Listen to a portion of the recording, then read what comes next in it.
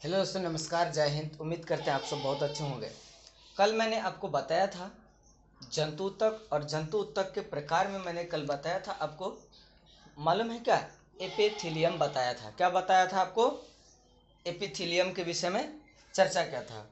वो जो एपिथेलियम ऊतक है, इसका चर्चा मैंने कई तरीका से बताया था। और एपिथेलियम की रचना, उसके कार्य, इन सारी चीज़ों का मैंने जिक्र किया था। तो जंतु जो ऊतक होता है, इसके 4 प्रकार होते हैं। कितने प्रकार के?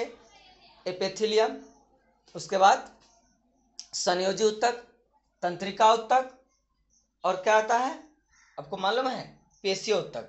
क्या क्या जंतु ऊतक के प्रकार कितने आते हैं? 4। पहला एपिथेलियम, संयोजी ऊतक, तंत्रिका ऊतक और पेशीय ऊतक।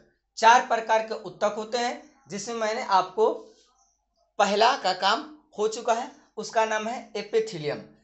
आज हम बताने वाले हैं आपको संयोजी ऊतक के विषय में। किसके विषय में बताने वाले हैं? संयोजी ऊतक के विषय में।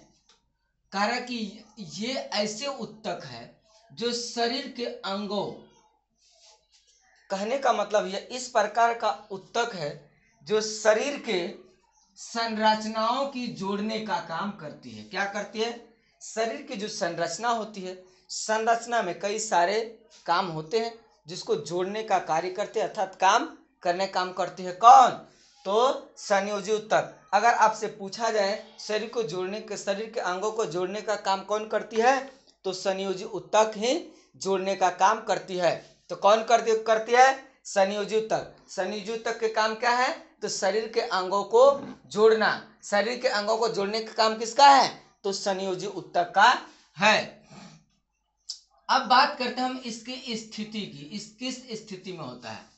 करा ये ऊतक पूरे शरीर में वितरित रहते हैं।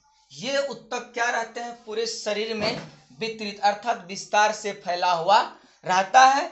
और यही कारण है कि पूरे शरीर को ये क्या करते हैं? जोड़ने में सहायता प्रदान करते हैं। कोई दिक्कत नहीं। करा इसकी उपस्थिति ऊतकों के बीच के अंगों में होता है। यह जो है शरीर में क्या है? मौजूद ऊतक है। ऊतक और क्या है? कोशिका है। 2 चीज से ही तो शरीर का निर्माण हो, ऊतक और कोशिका से। चाहे वो पादप ऊतक हो, चाहे फिर पेशीय ऊतक हो ना, पादप ऊतक या फिर जंतु ऊतक, दोनों में किसी भी प्रकार के ऊतक हो, दोनों का शरीर का निर्माण ऊतक और क्या चीज से? फिर देखिए, कोशिका से। ऊतक और कोशिका से होता है। कारण इसकी रचना के विषय में बात कर रहे हैं। कारण इन कोशिकाओं में कोशिकाओं के बीच, अर्थात जो कोशिका है उस कोशिकाओं के बीच अंतर कोशीय अवकाश पाया जाता है। कैसा पाया जाता है? अंतर कोशीय अवकाश पाया जाता है ना। करे ये कोशिका किसी माध्यम में डूबे रहते हैं। जैसे ना गम में डूबल रहता आदमी, तो कोशिका भी गम में एक प्रकार के क्या करते हैं? डूबल रहते हैं। लेकिन भाई आपको पता है, शरारती का भूत इसी प्रकार इसको भी होता है, तब यह अपना काम शुरू करता है। तो क्या कह रहा है कि ये कोशिका किसी माध्यम में डूबे रहते हैं तथा इसके बीच में तंतु पाए जाते हैं। तंतु मतलब क्या? तंतु मतलब धागा की तरह, अर्थात धागे की पतली सी पतली लड़ी जो होती है उसी को न तंतु कहते हैं। मतलब इतना पतला होता है कि कहना कठिन है। केस की तरह पतला होता है, इतना ही पतला होता है। कौन? तो संयोजी ऊतक। कोई दिक्कत? पहला क्या बताए? एपिथेलियम, दूसरा संयोजी ऊतक। अब बताएंगे आपको हम, मालूम है क्या? अब बताएंगे आपको हम पेशीय ऊतक। क्या बताएंगे? पेशीय ऊतक। तो ये क्या है? आपका पेशीय ऊतक है। कैसा ऊतक है? पेशीय ऊतक। अभी तुरंत मैंने बताया, आप क्या की आपको संयोजी ऊतक बताया, पहले एपिथेलियम उसके बाद संयोजी। अब जो है ये है क्या, पेशीय उत्तक है। कैसा उत्तक है, पेशीय उत्तक। हालांकि पेशीय उत्तक के भी कई प्रकार होते हैं, उस पर नहीं जाना है। कारण ये जो होते हैं पेशीय उत्तक, कारण कि ये संकुचनशील रेशों के मिलने से बनते हैं। ये कैसे बनते हैं, तो दोस्तों ये बनते हैं संकुचनशील रेशों के मिलने से बनते हैं। कैसे बनते हैं, संयोजी उत्तक। संयोजी उत्तक कहते हैं पेशीय उत्तक। तो पेशीय उत्तक कभी भी बनेगा तो कैसे बनेगा, संकुचनशील रेशों के मिलने से। कह इसमें मैट्रिक्स का अभाव रहता। भाई मैट्रिक्स क्या है तो बताएंगे आगे, जब हम लोग जिक्र करेंगे तो मैट्रिक्स का भी चर्चा करेंगे। तो क्या कहता है, ये मैट्रिक्स का क्या होता है, इसमें अभाव रहता है, उसमें होता ही नहीं मैट्रिक्स। ये छोटे छोटे बंडलों की आकृति धारण कर लेती है।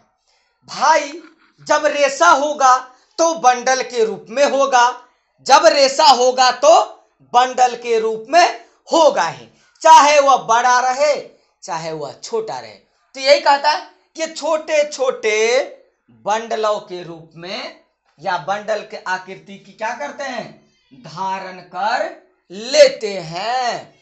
कोई दिक्कत, ये है पेशीय उत्तक। अब हम लोग चर्चा करेंगे तंत्रिका उत्तक है। किसका, तंत्रिका उत्तक का।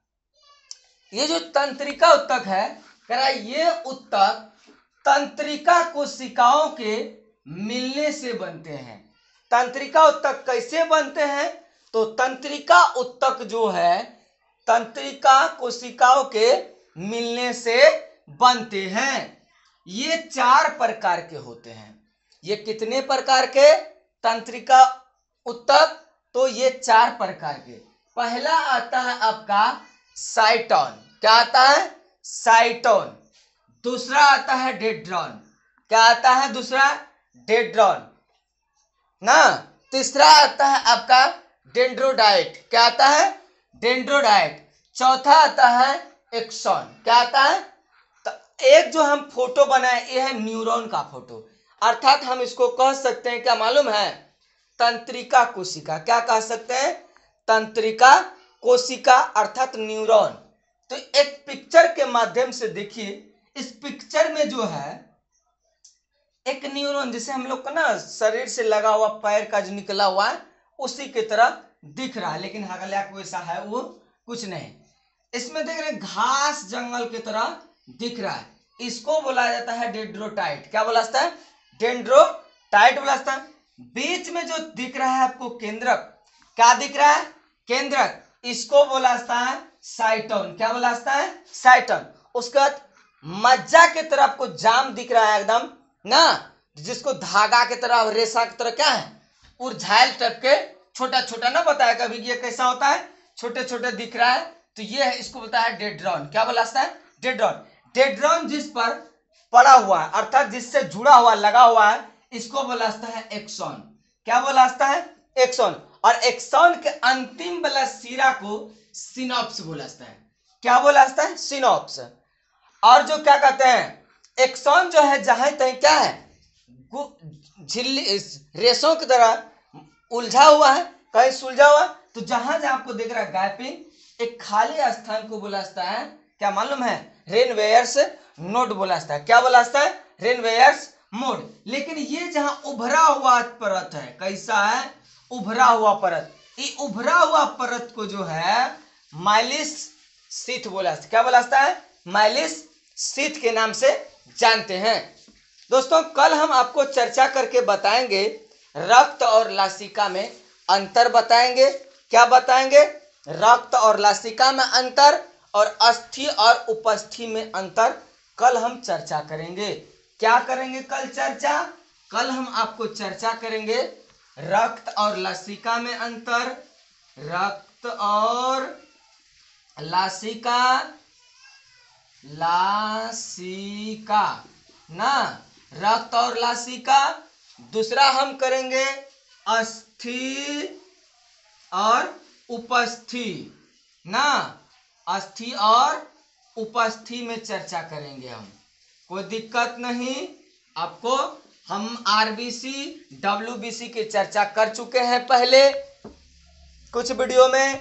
लाल ब्लड, लाल खून और सफेद खून यानी कि लाल रक्त कणिका और श्वेत रक्त कणिका की चर्चा मैंने किया है। तो आने वाले जो दिन है कल हम यही दोनों टॉपिक पर फोकस करेंगे। क्या कहते हैं, रक्त और लसिका में अंतर, अस्थि और उपस्थि में अंतर हम लोग देखेंगे। कोई दिक्कत नहीं, आप बने रहिए हमारे YouTube चैनल से और आपको हम रोज लेकर कुछ न कुछ नया टॉपिक आएंगे। उम्मीद करते हैं आप सब हमको जरूर सपोर्ट कीजिएगा। जय हिंद।